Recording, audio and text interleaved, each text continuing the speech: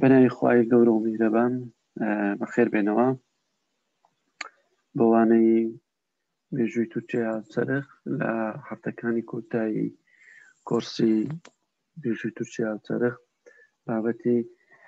بارودۆخی کۆمەڵایەتی و ئابووری تورکیا لە ماوەی 1961 تاوەکو هەفتا دەخوێنین. کاتێککە بڵێن کودەتا کرا لە 25 ساڵ 1960 یەکەم حکوومەتکەدا مەسەر ڕۆژی پاشتری 28/5/1960 بوو. ئەو حکوومەتە تاوەکو سوێکی 8/1961 واتە نزیکە 3 مانگ 4 مانگ هەڵوەشایەوە. دواتر دیسان حکوومەتی دووەمیش پێکاتەوە، ئەویشان هەر لە 16/1960 هەڵوەشایەوە. ئەو حکوومەتە لەو ماوەی کە هەتا بڵێن جێگیر بوو نزیکەی 38 جار بڵێن چکە لە ماوەی زۆر کەمیان چەند هەفتەیەک یان با بڵێن چەند مانگێکدا تاوەکو دەستور نووسراوە لە تورکیا لە ساڵ 1961 38 جار خۆی هەڵوەشاندەوە. دامەزراندنی ئەنجومەنێک بەناوی ئەنجومەنی دامەزراندن دەرەوە پێڵێن ئەنجومەنی تەئسیسی کات خۆی لە عێراقیشەوە بۆ لە ساڵی 1925 سەدرەوە ئەنجومەنانە ئەرکیان نووسینەوەی یعنی دەستورە.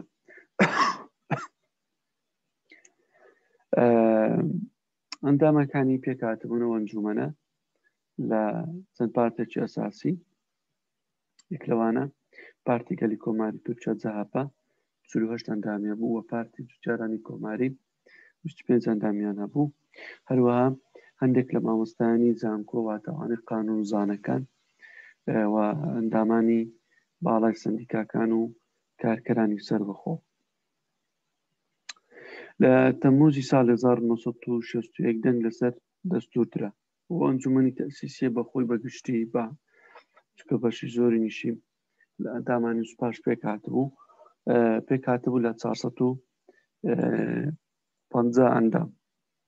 یعنی 150 ئەندامی لیژنەی پیران یان ئەنجومەنی پیران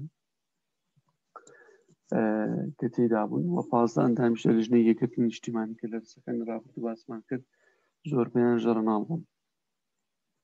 هەن بە پێو دەستورە دواتر لە تورکیا نزیک 2 ئەنجومەن دامەزران، ئەنجومەنی نوێنەران و ئەنجومەنی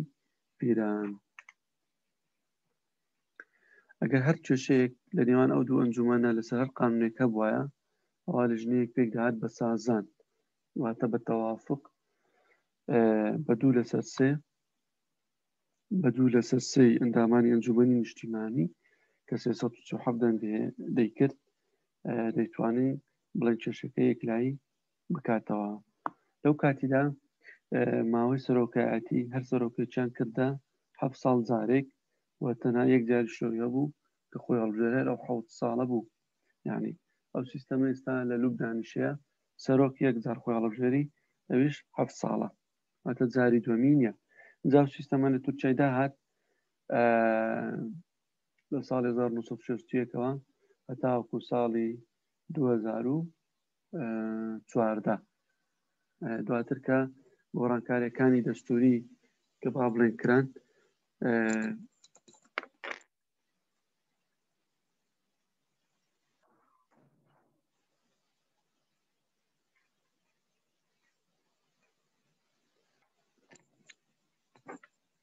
گۆڕانکاریەکانی دەستوری لە تورکیا کران ئیتر سیستەم کرایە سەرۆکایەتی و ماوەی سەرۆکایەتیش کرایە 5 ساڵ لەگەڵ هەڵبژارنەکان با بڵێن دانرا چکە هەڵبژارنش لە تورکیا گۆڕا هەر 5 ساڵ جارێک بە پێی ئەو گۆڕانکارانەی کە لە دەستوری ساڵی 2016 بە پێی هەموار یا ڕەفراندۆمی خەڵک لە تورکیا ئەنجام درا. بەرحاڵ ئەمە یعنی با بڵێن ئەو ماوەی سەرۆکایەتی تەمان کە نوێ ناکرێتەوە و تر وە دەژبی سەرۆکی وڵات با بڵێن بڕینی پەیوەندی خۆی لەگەڵ هەموو پارتە سیاسیەکان لە ڕووی ڕێخستنی سیاسیەوە دەبی ئەوە بکاتن. یعنی نابی وەکو کەسێکی حزبی بمینی هەتا لە حزبەکەی خۆی دەبی ئیستقالە بداتە و هەرچی سەرۆک کۆماری تورکیا لەو کاتەدا چ بوو دامەزانی سەرۆک وەزیران دامەزراندنی دادگای دەستووری هەروەها ئیمزاکردن لەسەر هەر قانونێک و دەبوایە مەسەلەن سەرۆک کۆمار ئیمزا بکاتن لە بەتایبەتی لە ئەگەر ئیمزاشی نەکردبایە لە پاش 90 ڕۆژ لە دەرچوونی هەر قانونێکەوە با بڵێن بەخۆی ئەوە بە قانون سەمسەن لە عێراق لە کوردستان ئەگەر سەرۆکی کۆمار ئیمزا نەکاتن پاش 15 ڕۆژ لە جاری یەکەم ڕەتکات و جاری دووەمدا ئیمزا نەکات پاش 15 ڕۆژ بەخۆی بە قانون حیسابە و دەرەچوەتە مافی ڕەتکردنەوەی نییە. هەر پارتێکی سیاسی ئەو کاتە ئەویاندانە ئەو بربەستیاندانە تاوەکو ئێستاش لە سیستەمی سیاسی تورکیایە هەر پارتێکی سیاسی کە بەشداری هەڵبژاردنەکان بکاتن دەبی ڕێژەی لە سەتادەی دەنگەکانی کۆی تورکیا بەدەستبێنیتن دەتوانین هەڵبژاردن مەسەلەن کو هەڵبژاردنێکە کرێ با بڵێن 170 خەڵک بەشداریەکە ئەو ڕێژەی 170ە کە خرێتەوە 100 دەبی لەو 100 دەنگدەرانی کە دەنجیاندایە هەر حزبێکی سیاسی دەنگەکانی بەدەستی ناوی اینجا کورسەکانی بۆ هەژمارەکێ و ئەچێتە پەرلەمان ینی وەکو بڵێن لیستەکانی ئەوانەی کە تایبەت بوون بە ناوچە کوردەکان وە لە باکووری کوردستان وە لە تورکیاش بۆ گشتی تاوەکو ساڵی 2015 نەیانەتوانی ئەو بەربەستەی ببڕن بەڵام لە هەڵبژاردنەکانی حوزەیرانی ساڵی 2015 ئەو بربەستیان بڕێ کە ڕێژەی 130 دەبواتە 130 زیاتر کە نزیکە 80 کورسانی ناوە هەنگاوکی زۆر گەورەی و مێژووی بوو لە لەوەی کەوا ڕەتی ئەو بربەستە بڵێن بربەستەکە کە دژی مرۆڤایەتە بەحقیقەت یانی ئەو بربەستیان بڕێ ئەوە زۆر زۆر گرنگ بووە گۆڕانکاریەکی نەوعی بوو لە هوشیاربوونەوەی خەڵکیش ئەمە وای کردکەوە تەفسیری لە لای ئەو دەوڵەتی دروست کرد دواتر هەنگاوەکانی لە دژی گەلی باکووری کوردستان و ناوچەکانی دیکە بەهاوێژیتن.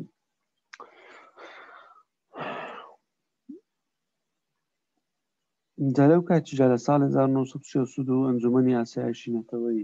کە تورکەکان پێڵێن تاسک لە ساڵ 1962 دامەزرا و ئەوە کاری چ بوو پێشکەشکردنی ئامۆژگاری بوو بۆ حکوومەت و دواتر لە ساڵ 1961 قانونی هەڵبژاردن لە تورکیا دەرچوو. ئەو قانونە یعنی با بڵێن هەنگاوکی گرنگ بوو دواتر بڵێن هەنگاوکی زۆر خراپ بوو لەسەر دیموکراتی لە تورکیا وەکو باسمان کە ڕێژەی لە 100 دانا لە بۆ چوونە پەرلەمان عینی کاتی خۆی لە کوردستانیش ئەوەیە دووبارە کرایەوە ساڵی 1992 ڕێژەی لە 107 دانا کە ئەوە لەسەر مەسەلەی فرێی و با بڵێن بوونی حزبی زۆر لە ناو پەرلەمانی زەرەرێکی زۆری لە پەرلەمانی کوردستاندا هەر لە ساڵ 1992 کە ڕێژەی لە 107 دانا بەڵام دواتر ئەو ڕێژیان کەم کردەوە بۆ ڕێژەی لە 103 دواتر هەڵبژاردنەکانی دواتر لە 2009 ئەو ڕێژەیە نەما. دەبەن ئەوە زۆر گرنگە ئەو ڕێژەیە نەمینی لەبەرەوەی کەسانی سەر بەخۆ بتوان خۆیان هەڵبژێرن یاخود با بڵێن پارتی سیاسی زیاتر بیستە پەرلەمان بۆی فرەی سیاسی زیاتر بیتن وە یەکتر قوبڵکردن بێتە کایەوە. طبعا ئەو قانونیان هەنجکەش بە کۆمەڵێکشت دانای مەسەلێک لەوانە زیندووکردنەوەی بێر و باوەڕەکانی پارتی دیموکرات طبعا لە قانونەکەیدا ئەوە هاتە بوو بڵێن بە ناڕاستەوخۆ و لە قانونەکەەوەش داهات و ڕێزگرتنیتەوە لە بنەماکانی کەمالیزم و پەنانە بردن بۆ لێکترازان و ئێستیغلالکردنی دەسەڵات و چوارم پێشێنەکردنی یاسا هەر پارتێکی سیاسی لە هەڵبژاردن بباتەوە بۆ خەڵک بێ بۆ خزمەتکردنی خەڵک بێنێک بۆ لایەنگرانی و لەسەر هەموو حزبە سیاسیەکان پێویستە دژمنایەتەکانی بنەماکانی تووڕەوی و چەپڕەوی و ڕاستڕەوی و گەردوونی بکەن و حکوومەت و ئۆپۆزیسیۆن لە ململانەکانیاندا لە چوارچێوە شێوازەکانی دیموکراتی پەرلەمانی دابێتن. تەمان زۆربەی بەپێی لێکۆڵێنەوەکان زۆربەی پارتە سیاسیەکان لە تورکیا پابەندی ئەو خاڵانە نەبوون و دواتر تەمان ئەنجامەکانی هەڵبژاردننی ساڵی 1960 کە ڕاگەیەندرا پارتی گەلی کۆماری 173 کورسی، پارتی عەدالەت کە زۆربیان ئەوانەی پارتی دیموکرات بوون چوونە ناو پارتی عەدالەت کە دروست بوو لە نوێوە 158 کورسی هینا، پارتی تورکیا نوێ 65 کورسی، پارتی جوتیارانی کۆماری 54 کورسی. طبعا پارتی عەدالەت چه سەرۆکایەتێک کرد؟ سەرۆک ئەرکانی پێشووی سوپای تورکیا لەو کاتیدا کە ناوی ژەرەناڵ گوموش باڵا بوو، ژەرەناڵ گوموش باڵا طبعا لە ئەنجومەنی پیران ئەوان براوە بوون بە ڕێژێکی باش لە 150 ئەندام 70 کورسیان بردەوە و جەهەپە تقریبی 36 کورسی بردەوە. یعنی لێرەدا لە ئەنجومەنی پیران با بڵێین کە بەرکار بوو تا ساڵ 1980 پارتی عەدالەت زۆری نەبوو. لە ساڵی 1964 حزبێک دروست بوو بە ناوی پارتی تۆمڕەوی نەتەوەپەرستی تورکیا ئەڵپ ئەرسەلان تورکش دایمەزرا، ئەوە داوای یەکگرتنی هەموو تورکەکانی ئاسیایە کرد. لە ساڵی 1969 ناوی ئەو پارتی گۆڕی بۆ وزوتنەوەی نەتەوەیی، ئەو کێستا پێڵێن مەهەپا میلیەتچی حەرەکەت پارتلی ینی پارتی ینی پارتی یان با بڵێین پارتی نەجاتپەرستی تورک. ئەندامەکانی ئەو ڕاهێنانیان بەو با بڵێین بەو چەپەکانە کرد، ئەوانێکەوە بەتایبەتیش کە زۆر تۆنهۆت ئەوانە ناویان لێ نابوون چێ گورگە خۆڵەمیرشەکان، ئەوە لە ناو خەڵکن بڵاون وەکو چۆن دەڵێ دەنگە خۆڵەمیرشەکان، یعنی ئەو دەنگانی کە لەسەر هیچ لایەنێکی حساب نییە لە کاتی هەڵبژاردن دەنگە چەدەن هاوچەشەکەی یەکلایەکەنەوە. ئەو گورگە خۆڵەمیرشانە لە خۆیان بەسەر هیچ دەوڵەت و حزب و لایەنێکی حساب ناکرد، بەڵکو ئەوان لەسەر هەموو تورک حسابە کرد و ئەوانە لە هەموو شوێن و مەکانێکدا ئامادەیان هەبوو. ئەنجومەنی ئەو کاتێک بڵێن کە بەرکار بوو لە تورکیا پێیان بوو ئەنجومەنی نیشتیمانی واتە پەرلەمان لە 27 دەی 1961 تاوەکو 28 سێ 1966 جەمال گۆرسێلی بەسەرۆک دیاری کرد. جەمال گۆرسێل کە مرد دواتر جەودەت سۆنای جێگای گرتەوە لە 29 سێی 1966 تا 28 سێ 1973. طبعا ئەویشیان هەر لە ئەنجومەنی نیشتیمانی هەڵبژارد. طبعا لێرەدا کەسێکی سیاسی گەڕایەوە ناو کاروباری حکومڕانی لە تورکیا، ئەویش عەسمەت ئینۆ عەلی وەڕاستپێردا لە بۆ پێکهێنانی حکوومەت. طبعا ئەو کاتی حکوومەتی تورکیا بڵێن لەو حزبانە پێکات پارتی گەل، پارتی جوتیارانی کۆماری و پارتی تورکیای نوێ، بەڵام لە ئایاری ساڵی 1962 حکوومەتە هەڵوەشایەوە بۆ جارێکی تریش دیسان لەگەڵ پارتی جوتیارانی کۆماری حکوومەت پێکهێنرا. لەو کاتەدا ژەرناڵێکی سوپا بە ناوی تەڵعەت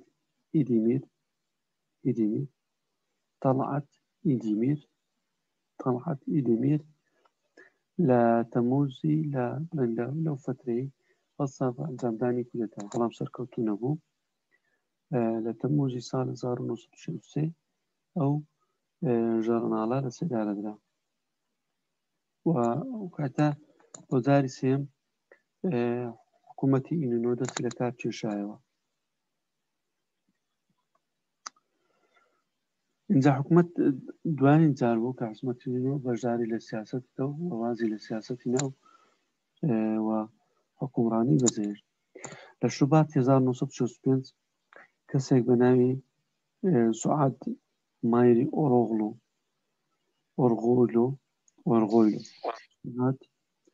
سوعاد مایری ئۆرغۆیلۆ تاوەکو تەشرینی یەکەمی 1965 لە حکومڕانی بەردەوام بوو. دواتر هەڵبژاردن کرا لەو ساڵیدا لە تەشرینی یەکەمی 1965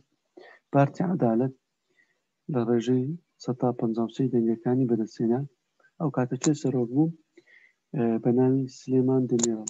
ئێستاش مایە سلێمان دەمیرۆ. طبعا ئەوە وەکو ژیاننامە بەخۆی بەڕێوەبەری ئاو بوو لە تورکیا لە ساڵی 1957 و ئەندازیاری تەواو کردبوو لە ئەمریکا لەسەر بەرنامەی فۆڵبرایت کە تایبەتە بە ناردنی یان هێنانی خوێندکاران لەگەڕەوەی ویلایەتە یەکگرتووەکانی ئەمریکا بۆ تەواوکردنی بەکالۆریوس و ماستەر و دکتۆرا. هەتا ئێستا شەیە لە عێراقی شەیە و بەرنامەیە ساڵانە ئەمریکا دەرگا کاتۆلە بۆ کەسانەی ئارەزووی خوێندنیان هەیە بەڵام دەبی ئینگلیزیەکەیان لەسەر و 6 زبیان 560 تۆفڵ بیتن تۆفڵ پەیپەر یان 60 تۆفڵ IBT بیتن. تردا ئەپلیکیشنەکانیان با بڵێن بڕەکەوە و لە بوانە نێروی تر دوایی دێن مقابلە دەکەن، یانێکە خەڵکات لە بۆی باسکردن شتێکی زۆر قورس و گەورە و ئەوانە نییە، یعنی خەڵکەیە ئەو زەمانانی تاوەکو زۆر بە قورسی باسەکەەوە لۆی کە کەس تەقدیم نەکاتن. ئەنەوە زۆرەکە لە حەسادت کە لە ناو کوردی هەژار هەیە، ئەگەرنا لە هەر بابەتێکدا تەقدیم کە لە بەر زانکۆیەکی دەوڵەتان تەقدیمەکەی و ئیتر ئەوانە دێن مقابلە دەکەن، یانی ئیمتیحان و دەرچووی ئیتر وەرەگیرەیە و ئەچێ خوێن و ئەگەڕێەوە. هەروەکو ئێستا ئەنگۆ مەسەلەن تەقدیم تاکرد بە زانکۆلاین و قبول کران و وەرگیران و ئینشاڵڵەوە ئەو ساڵە خوێنەکەی بەسەر بەرزی تەواوەکەن. تر بەو شێوەی ئەجە لە ناومە لە ناو کور ئەو شتانە زۆر یعنی هینان و برن و ئەوی پێکرێت بڵێ کاکە حەسوودم و پێم خۆشنە کەس بخوێنی و ئەوە خۆی بەیان بکە باشتر، یانی نەکە خەڵک بڵێت چێ دڵڕەش و حەسوود و تاقلە دڵە. یعنی چکە خوێندن مڵکی کەس نیە، هەم کەسێک مافیەی بخوێنی، یعنی بۆ هەم کەسێک وەکو یەکە، بەڵام ئاستی ژیری و لە باربوونی بارودۆ ئینسانی ئەباتە پێش و ئینسانی بەدوا دەخیتن لە پۆزەی خوێندندا. طبعا ئەو کەسایەتە سلێمان دەمیرۆ تا ساڵی 2000 سەرۆک بوو لە تورکیا، با بڵێن لە ساڵ 1964 با بڵێن داخلی سیاست بوو. زۆر کەس با بڵێن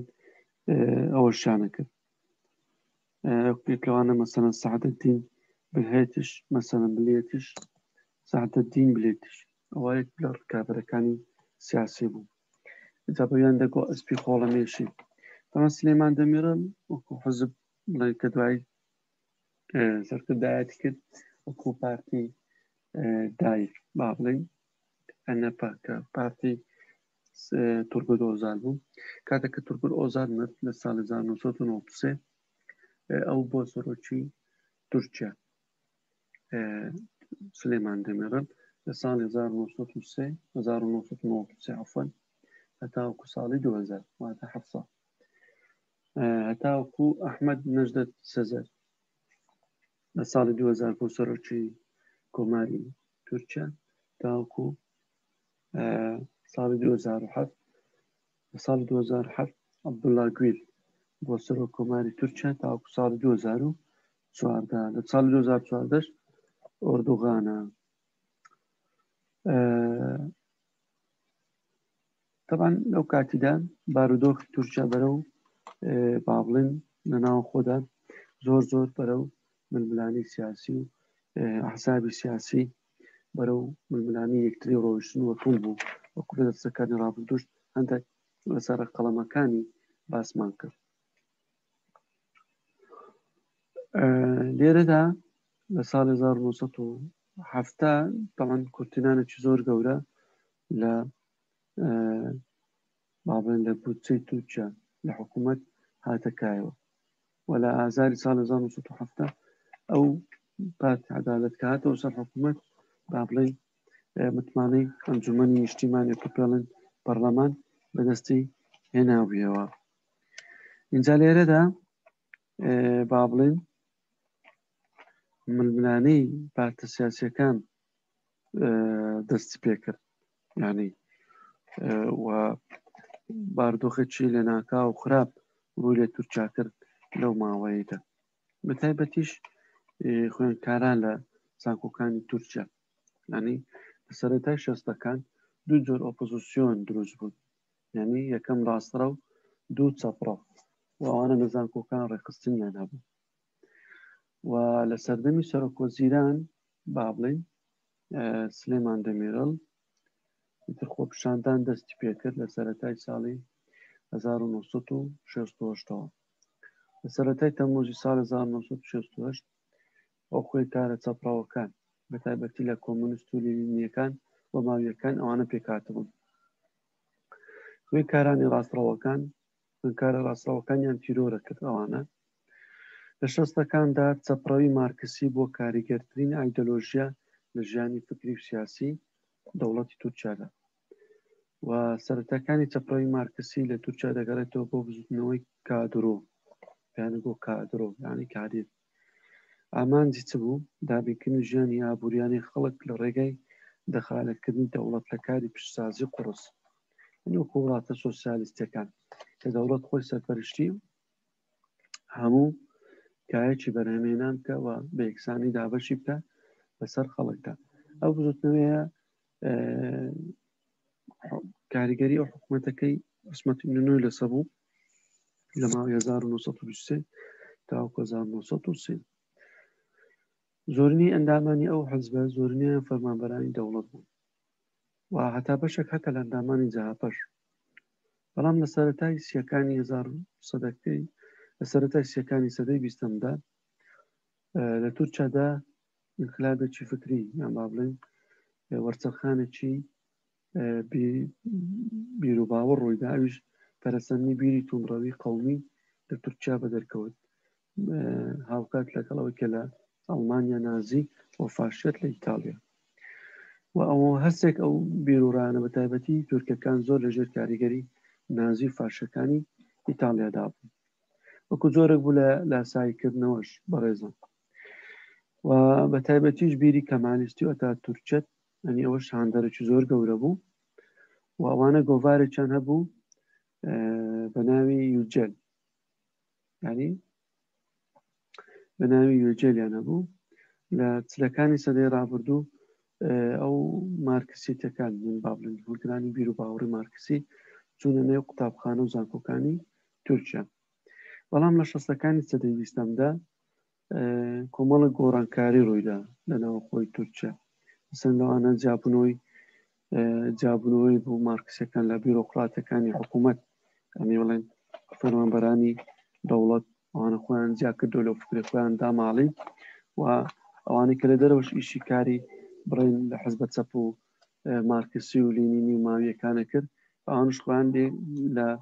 فەرمانبەرانی دەوڵەت کە پێیان دەڵێن بیرۆقراتێتی حکوومەت ئەوانە خۆیان لێجاکردنەوە هەروەها دوژمنایەتی نێوان حکوومەت و دەوڵەتیان بڵێن زۆر پەرەپێدا و زۆربەی سەرکردە سیاسیەکانی ئەو کاتەی چاپەکان خرانە بەندیخانەکان و بەشێکی کەمیان لەوانە لە ئەستەمبۆڵمانەوە مەسەن وەکو شەفیق حوسنی دکتۆر حکمەت کێڤڵ دکتۆر شەفیق حوسنی و دکتۆر حکمەت کێڤڵ طبعا دکتۆر حکمەت کێڤڵش بڵاوکراوی کۆمونیستیەکە لە ناوەڕاستی سیەکانی سەدەی بیستەمە تاوەکو شەستەکان. طبعا ئەو کتێبەکانی لەسەر با بڵێن فکری مارکسیە نووسی وەکو کتێب بڵاویکردنەوە و زۆرێک لەو نووسەرانە لە تووچە لەو کاتیدا وەکو دیاردەیەک ببوون بە مارکسی یاخود ئۆپۆزیسیۆن بوونیان هەڵبژار. مەسەڵێک لەوانە زەکەریا سێرتێڵ و سەبیحەی خێزانی وانە خاوەنی ڕۆژنامەی تام بوون. تام عەفوان ئەوانەش دوور خرابوونەوە بۆ منفە. هەروەها مەسەڵەن نازم حیکمەت ئەو شاعیرێکی گەورەی تورکە مەسەڵەن لە ساڵی 1950 لە بەندیخانە بوو. دواتر ئەویش چووە دەرەوەی تورکیا لە وارشۆ لە پایتەختی پۆڵەندا وەفاتی کرد لە ساڵی 1963. هەروەها سەلاح الدین عەلی لە نیسانی 1948 هەڵاتوو لە بولگاریا کوژرا. يعني ئەو جۆرە سیاسەتە باڵێن کە لەلایەن حکوومەتەوە پەیڕەوەکرا دەربارەی مەسەڵەن دەرحەق بە ڕۆژنەبیران و سیاسەتمەدارانی تورکیا و ڕۆمان نووسەکان و چیرۆکنووس و شاعیرەکان. ئەوە وای کردکەوە هەستی دژ بە دەوڵەت ڕقلێبوونەوە لە دەوڵەت زۆر پەرێستان لە تورکیا بە تایبەتی لەژێر دەسەڵاتی ئەو کاتی حکوومەتەکەی ئەسمەت ئینۆ کە لە 61 تا 65 بەردەوام بوو. و ئەوە شاندەرێک بوو کە ڕۆشنبیران زیاتر بستنێ ئەو ڕێخستنە سیاسیانە و حتا لە ئەوە وای کردکەوە کاریگەری ئەو نووسەرانە وای کرد کە دەستوری 1961 دەستورێکی دیموکراتتر بێتن لە تا ئەو دەستورانی کە پێشتر لە تورکیا نووسابوو بە تایبەتی دەستوری ساڵ 1924 و 1928. و با بڵێن لە کۆتایی ساڵی 1960 کۆمەڵێک لە ڕۆشنبیران بەیانێکیان دەرکرد بە ناوی یۆن. ئامانجی ئەوە بە تایبەتی ئەو بوو کە دەوڵەت با بڵێن ناچار بکەن کە دووکاری زۆر گەورە ئەنجام بداتن. یەکەمیان هێنانەکەی عەدالەتی کۆمەڵایەتی و پەرەدان بە ئابووری دەوڵەت و بەپێی دەستوری ساڵی 1961 ئازادی زیاتر درا بۆ هاوڵاتیان. لێرەدا پەرەسەندنی کۆمەڵایەتی و ئابووری هاتەکایەوە و کاریگەری لە سەرچینی سیاسەتمەداران هەبوو. بە تایبەتیش لەوانە مەسەڵەنەوانە خوێندکارانی خوێندنی باڵا لە تورکیا زۆر زیادی کرد کە گەیشتە با بڵێن لە زانکۆ لە ساڵی 1962 ژمارەیان 65297 تەڵەبە بوو. لە ساڵی 1970 گەیشتە 168818 خوێندکار. ژمارەی مامۆستایان کە کاتی خۆی لە ساڵی 4071 مامۆستا لە زانکۆ بوو لە ساڵی 70 گەیشتە 11170 یعنی و حتا ئەو ژمارە ئەو خوێندکارانی کە لە دەرەوەی لە بۆ چوبوون لە دەرەوەی وڵات بخوێنن لە ساڵی 63 ژمارەیان 2978 قوتابی بوو. لە ساڵ 1970 ژمارەکەیان بەرز بۆ 8338 قوتابی و هەتا ژمارەی دانیشتوانیش لە تورکیا زیادی کرد. لە ساڵی 60 ژمارەی دانیشتوان با بڵێن 20 میلیۆن کەس بوو. لە ساڵی 71 گەیشتە نزیکەی 35 میلیۆن کەس. و لێرەدا چینی ناوەند با بڵێن گەڕایەوە لە بۆ دۆخی جارانی و زیادبوونی چینی مامناوەند لە شارە بچووکەکان ئەمەش هۆشیاری سیاسی و فکری لەلای خەڵک پەرەی پێدرا. و لە تورکیا لە ساڵانی 60ەکان سێ پەرەسەندنی گەورە با بڵێن دروست بوون. یەکەمیان هاتنی سەروەتی بیانی هاتا بۆ بەرهێنانی بیانی و قەرزی دەرەکی ئەمەش بۆ پەرەدان بوو بە پیشسازی کانزایی بەڕوا پیشسازەکانی تر وەکو جگەرە کۆحمادە کۆحولیەکان پترۆکیمیاویەکان قاقەز و حتا گەیشتە مەسەلەن پای سیارەش ینی با بڵێن هەرچەندە چینی ناوەڕاست بەسەر پێشکەوتنەکانی ئەوروپا با بڵێن بەسەر پێشکەوتنەکانی ئەوروپادا کە بە تایبەتی لە بواری تەکنیکی بەڕوا پێشکەوتنە ئابوووریەکان و هەروە زۆر جار لاسایی ئەوانیشی ئەکردەوە. و هەروەها لەو کاتەدا دروستبوونی بۆ جوازێتی تورکی و لێرەجا حکوومەت لێ نەگەرا و هەروە لەش نەگەران ئەوان حکوومەت دەخالت لە کاری لە کەرتی تایبەت زۆر بکاتن و کاریگەری چینی کرێکاران لە تورکیا زۆر بەرز بووە دوای ئەوەی کەەوە کرێکاران لە ساڵانی 1960 مافی مانگرتنیان و وەرگرتنیان وەرگرتە بوو مافی مانگرتن و وەخۆ پیشاندانیان وەرگرتە بوو ئێستا دەین دەستەکەی تەواوەکەینەوە بەڕێزان هیوادارم بگەڕێنەوە تاوا بکەین